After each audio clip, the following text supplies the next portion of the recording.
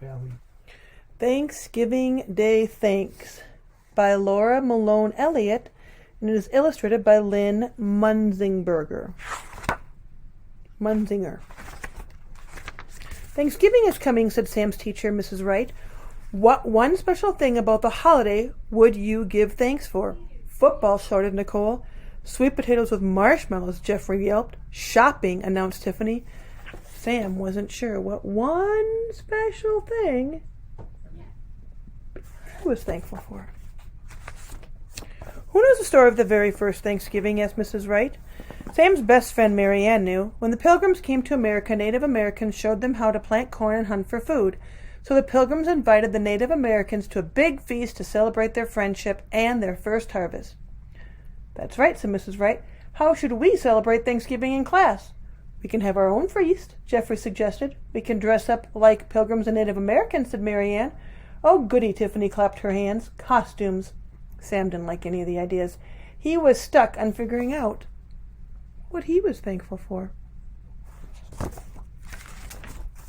Winston's hands shut up. My grandmother makes a turkey out of yarn for Thanksgiving. Ew, squealed Tiffany. You eat yarn turkey? Ew, squealed his friends. No, it's a decoration, Winston said. Before dinner, we write what we're thankful for on a paper feather and we stick it in the turkey. That's a great tradition, said Mrs. Wright. Everyone pick one thing you are really thankful for to write on the feather. And I don't mean candy, she added with a smile. Uh-oh, thought Sam. See the yarn turkey? The class came up with all sorts of Thanksgiving projects. Jeffrey organized a pumpkin pie making contest. Nicole made special placemats. She collected red and orange maple leaves and pressed them between 2 sheets of wax paper. While shopping for pilgrim outfits, Tiffany learned about a Thanksgiving food drive for the needy and donated cans of soup. Winston built a miniature Mayflower just like the Pilgrim ship from popsicle sticks. Mary Ann made a headband out of white and purple beads to look like a wampum of the Wampanoag tribe. She also practiced with a bow and arrow until each arrow's rubber section head stuck to the target's bullseye.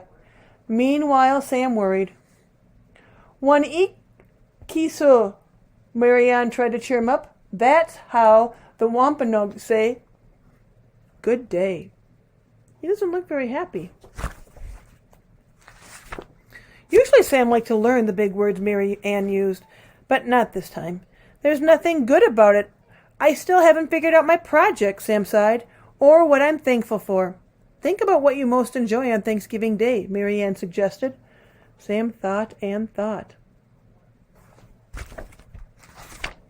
The day of the feast arrived. Tables were heaped with food and autumn decorations. Jeffrey had dressed up as a Governor Bradford. Tiffany was Priscilla from Longfellow's poem about pilgrims. Mary Ann was Squanto. Where's your project? Mary Ann asked Sam. It's outside. It's a surprise. The class lined up to write their thanks on the paper turkey feathers. Jeffrey was thankful for turkey stuffing. Winston was thankful for the school janitor being so nice about his flooding the cafeteria when testing his Mayflower. Mary Ann was thankful for books. It was almost Sam's turn. All of a sudden, a huge gust of wind rattled the classroom windows. A storm was coming. Oh, no! Sam cried. My project! What do you think his project is if he has to worry about wind?